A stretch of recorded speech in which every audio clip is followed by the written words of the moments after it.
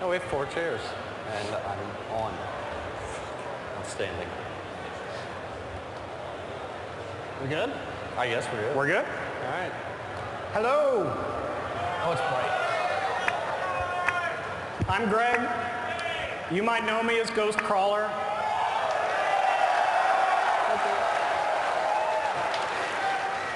You might know me as that asshole that nerfed your class. With me are the magnificent Travis Day, who is in charge of item design on WoW, and John LeCraft, who is in charge of profession design on WoW.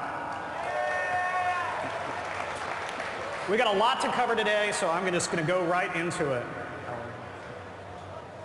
All right, we have 2 new races you've probably heard. And here are the Goblin racials. You guys can read, so I'm not going to read all this through you, but Goblins have a rocket jump that enables them to launch through the air, and they also have a rocket barrage where they can put a turret down and fire at enemies, preferably in battlegrounds.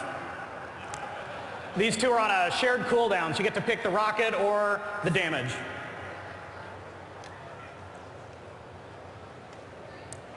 Second, time is money. Goblins have a permanent passive 1% increase to attack and casting speed.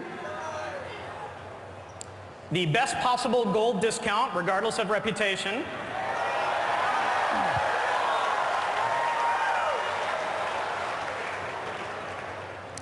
And you can call in your personal pack hobgoblin, allowing you to access the bank every 30 minutes.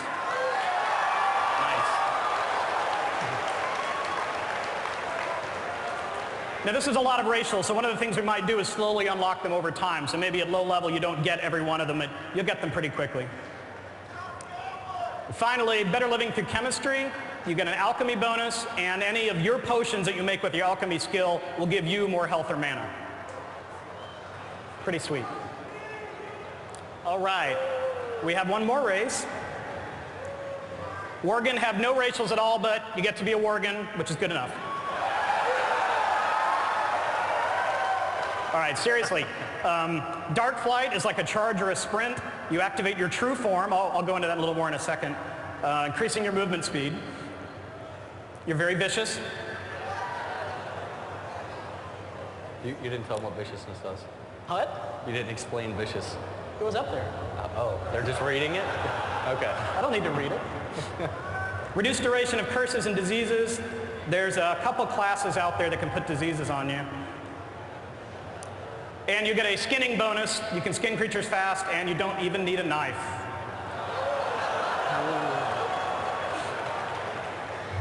Okay, we've gotten a few questions about how exactly does Worgen form work, and here's how it works. Basically, you get to go into Worgen form because you want to look cool. We didn't want it to grant any combat bonuses. It's strictly visual. Whenever you go into combat, you immediately become a Worgen. You can be a human or a Worgen outside of combat. So if you want to sit around the auction house and wolf out, you're cool to do that. Now here is the summary of all the classes available to the Goblins and Worgen. The Goblins can do almost anything they want. They don't have Paladins or Druids. And then the Worgen can be anything except for Paladins and Shamans. There was a rumor that they couldn't be priests, but we want to have Worgen priests. Particularly shadow form female Worgen will look awesome. Okay. The first time announcing these brand new race classes that nobody has heard of until right now. Undead Hunter. Blood Elf Warrior. They said it couldn't be done. Taran Paladin.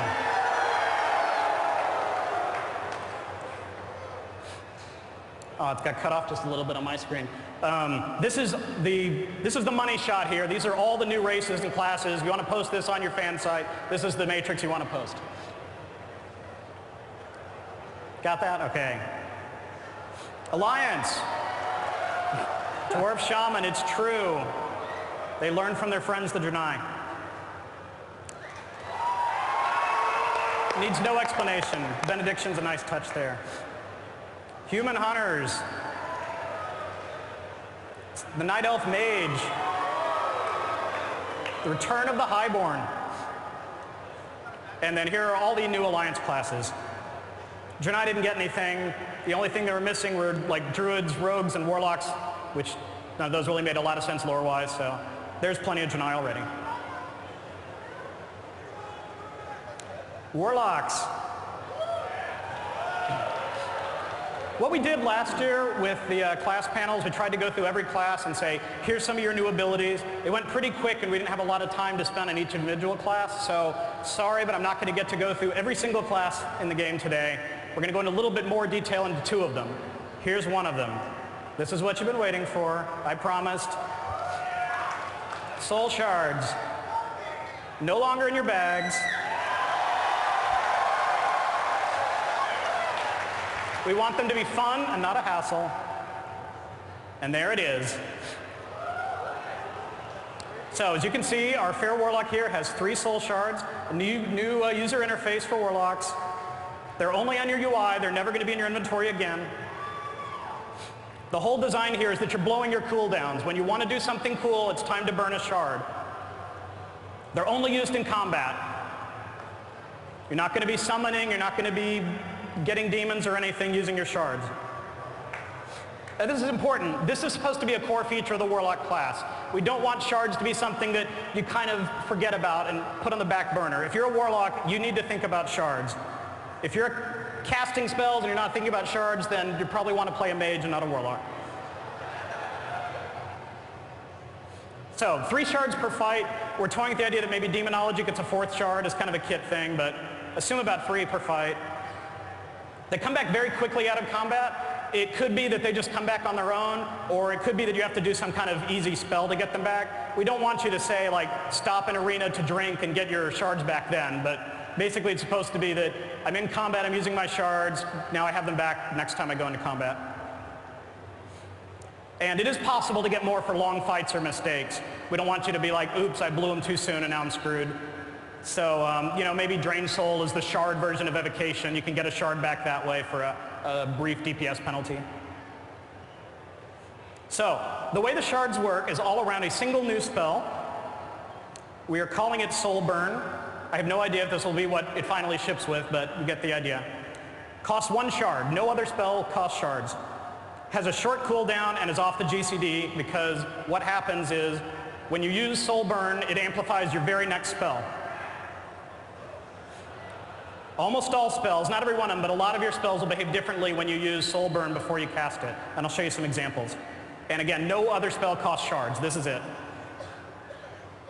So these are just some examples. These have not been like thoroughly vetted or explored, but this is the kind of thing we want to do. Soul Burn Searing Pain means 3 crits for the next 3 Searing Pains. If you want to get your demon out quickly because it's died, you need to swap demons. This is like your new version of Feldon. Instant Soul Fire if you want that Palm Pyro effect. Instant Fear.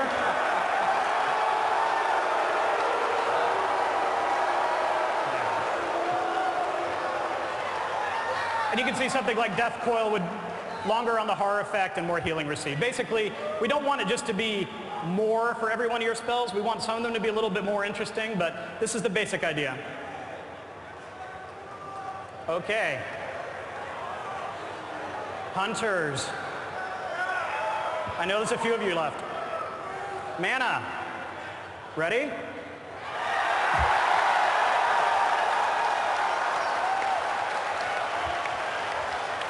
There you go. So, hunters now use focus, no longer use mana, no longer care about intellect, no longer worry about aspect of the Viper.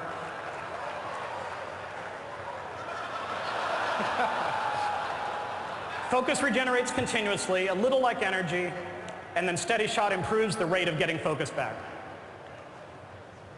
So as a comparison here, Rogue Energy comes back about 10 per second. Hunter Focus come back a little slower than that, and unless you're using Steady Shot, then it would come back a little faster.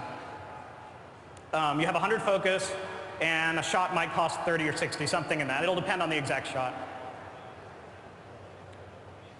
One of the things this lets us do to the Hunter class that we think it's in desperate need of is it lets us take a lot of the cooldowns off the abilities. Now you can use an ability based on its focus cost or what it does to your other abilities and not be managing those constant, oh, this lasts 6 seconds, this lasts 10 seconds. We have no purpose or aspect of Viper anymore because you don't need mana. Maybe we'll keep it, let it do something else. I don't know. We did promise to make ammo an item, not a consumable. We're still going to do that for Cataclysm. And I'm now going to turn it over to Travis to talk to you a little about some exciting changes we have in the way we're going to do stats for items. And that's me. Okay. Left, right. How you doing? Can y'all hear me? All right, I'm going to talk about something that most y'all don't care about, which is items in our game.